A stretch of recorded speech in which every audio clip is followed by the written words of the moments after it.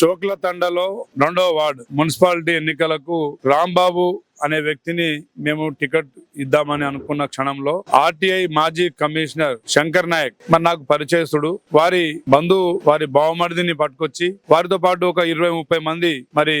వారు MLA camp office కి వచ్చి మాకు టికెట్ ఇవ్వాల్సిందే, రాంబాబు దగ్గర నయా పైసా లేదు, ఆయన ఎలక్షన్ చేయలేడు, మేము తండాకు బొడ్రాయి కట్టిస్తామని చెప్పేసి 20 లక్షలు ఒప్పుకున్నాం, కృష్ణ తండలో కరెంటు వైర్లు మార్పించడానికి 5 లక్షలు ఒప్పుకున్నాం, అదే విధంగా మరి మా దగ్గర సొమ్ము ఉంది, ఆ తండకు పోయే రోడ్డు కూడా మా తాతలు మా నాన్నలు ఇచ్చిరు కాబట్టి మాకు ఇవ్వాల్సిందే అని చెప్పేసి భవిష్యత్తులో మీతో పని చేస్తామని చెప్పేసి డిమాండింగ్ గా మాట్లాడడం జరిగింది. ఆ క్షణంలో నేను రాంబాబు నా కోసం 3 ఎన్నికల్లో కష్టపడ్డ వ్యక్తి, రాంబాబే స్వయంగా జెండాలు కరెంటు పోల్లకు కట్టిన వ్యక్తి, కార్యకర్తలు ఎవరు లేనప్పుడు నాకు అండగా నిలబడ్డ వ్యక్తి కాబట్టి పేదవాడైనా అవసరమైతే నేనే ఖర్చులు భరించైనా వారికి టికెట్ ఇస్తా అని చెప్పిన నిజాయితీ మాది. ఆ క్షణంలో వారందరూ మరి కొంతమందిని గొడవ ప్రేరేపితం చేయించాలని వారు వచ్చిడు తప్ప మేము చాలా శాంతంగా ప్రశాంతంగా మరి ఆ శంకర్ నాయక్ గారిని వారి బామ్మడిని మీకు దండం పెడతాం, అనవసరంగా రాద్ధాంతం చేయొద్దు, కాంగ్రెస్ పార్టీ తండాలలో అభివృద్ధి కార్యక్రమాలు చేపట్టాలంటే మనం కలిసికట్టుగా ముందు నడవాల్సిన అవసరం ఉందని ఆవశ్యకత ఉందని చెప్పేసి దాని గురించి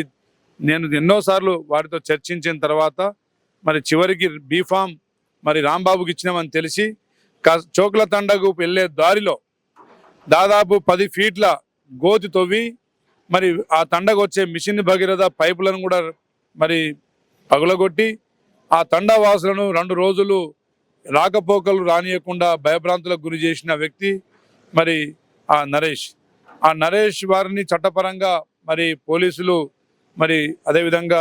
ఆర్ఎన్బి ఏఈలు వారు కంప్లైంట్ ఇచ్చినందుకు వారు చట్టపరంగా చర్యలు తీసుకోవడానికి వారు మరి కేసు నమోదైనట్టు నాకు తెలిసింది. తర్వాత చతుర్ నాయక్ మరి వీరన్న అనే వాళ్ళు నా దగ్గర వచ్చారు. వీరన్న నాయక్ అనే వ్యక్తి పూర్తిగా మరి ఆల్కహాల్ అంటే తాగిన కండిషన్లో వారు వచ్చారు. చతుర్ నాయక్ అనే వ్యక్తి మరి వచ్చి పెద్దరికంగా మరి వారిని విడిపించమని చెప్తే తప్పకుండా క్షమించండి ఒక్కసారి అని చెప్తే మరి క్షమించమని నేను కూడా పోలీసులను వేడుకోవడం జరిగింది. అదేవిధంగా నా మీద మోపిన మరి అపవాదం ఏదైతే రామచంద్ర నాయక్ 30 లక్షలు డిపాజిట్ చేయమనని ఏదైతే అబద్ధాలు మరి టీఆర్ఎస్ పార్టీ మరి రెడ్డి నాయక్ గారు మరి వారి అనుచరులు మరి ఆ వ్యక్తితోని ప్రెస్ మీట్ పెట్టించి మరి రామచంద్ర నాయక్ డబ్బులు డిమాండ్ చేసిందని మరి మాట్లాడిన పరిస్థితి ఇదంతా చూస్తుంటే రామచంద్ర నాయక్ వీరన్న నాయక్ని కొట్టిండనే ఒక అపవాదం కూడా ఇప్పుడు కొత్తగా సృష్టిస్తూ ఉన్నారు.